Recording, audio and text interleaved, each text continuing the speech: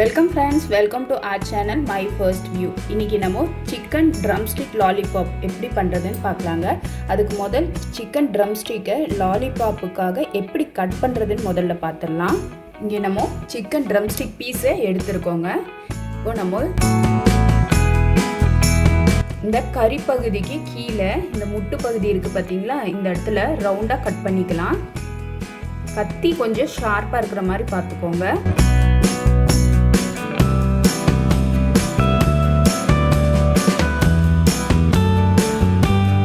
கை பத்திரம். இப்போ இது போல வெள்ளையா நரம்பு இருக்கு இல்லைங்களா, இதை வந்து நம்ம சிசர்ஸ் கத்திரிக்கோலை வச்சு கட் பண்ணி எடுத்துடலாம்.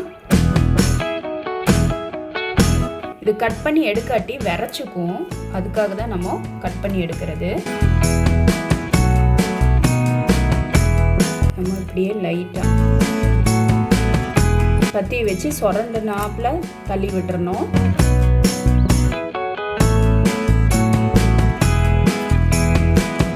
இந்த முட்டு பகுதியை லைட்டா கட் பண்ணிக்கலாம்.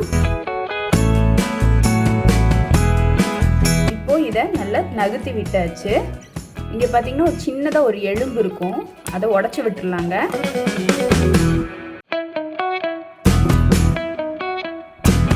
இது போல சின்ன ஒரு பீஸ், அவ்வளவுதான்.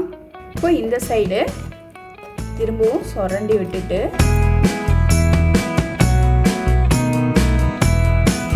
ரிமூவ் பண்ணி எடுத்தாச்சுங்க. இப்போ பார்த்தீங்கன்னா நம்ம கை பிடிக்கிறதுக்கு ஈஸியாக இருக்கும் இந்த போனு.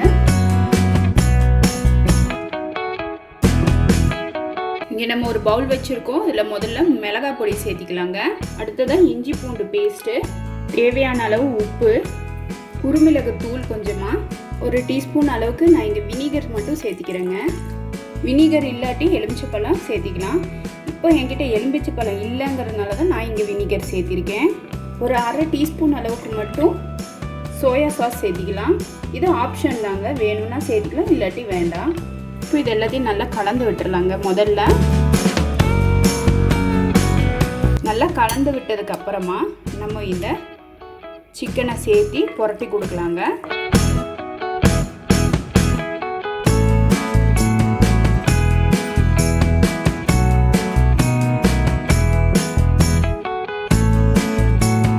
இப்போ எல்லா பக்கமும் நல்லா கலந்து விட்டாச்சு. இது ஒரு அரை மணி நேரம் போல் ஊறட்டும்.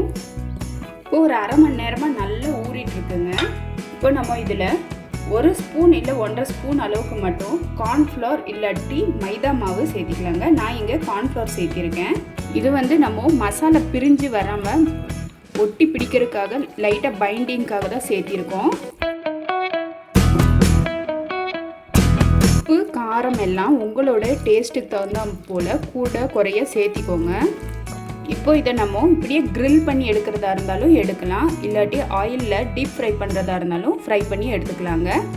நம்ம இப்போ டீப் ஃப்ரை தான் பண்ண போகிறோம். நம்ம இங்கே ஒரு கடாய் வச்சுருக்கோம். இப்போ இதில் எண்ணெய் சேர்த்திக்கலாம். இப்போ எண்ணெய் நல்லா சூடானதும் நம்ம ஒரு லெக் பீஸை இது போல் வச்சிடலாங்க. இப்போ நின்ன வாக்கிலே வச்சிடலாம். ஃப்ளேமை மீடியம் சிம் பண்ணிக்கோங்க. சிம் பண்ணிவிட்டு இது போல் 2 நிமிஷம் இப்படி வச்சிங்கன்னா போதும், அப்படியே செட்டில் ஆகிடும்.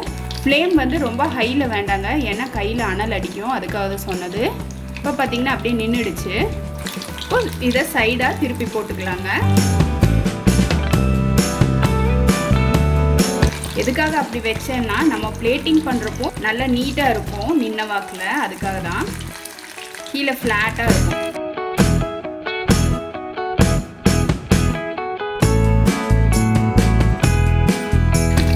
இந்த சைடும் நம்ம திருப்பி போட்டுடலாம்.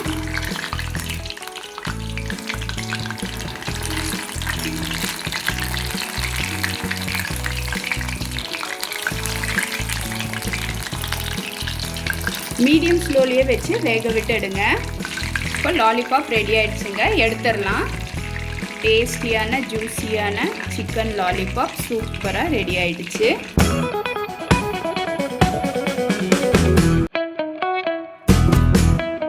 நம்ம செய்த இந்த லாலிபாப் ரெசிபி உங்களுக்கு பிடிச்சிருந்தால் லைக் பண்ணுங்கள், ஷேர் பண்ணுங்கள், மறக்காமல் மை ஃபர்ஸ்ட் வியூக்கு சப்ஸ்கிரைப் பண்ணுங்கள் ஃப்ரெண்ட்ஸ்.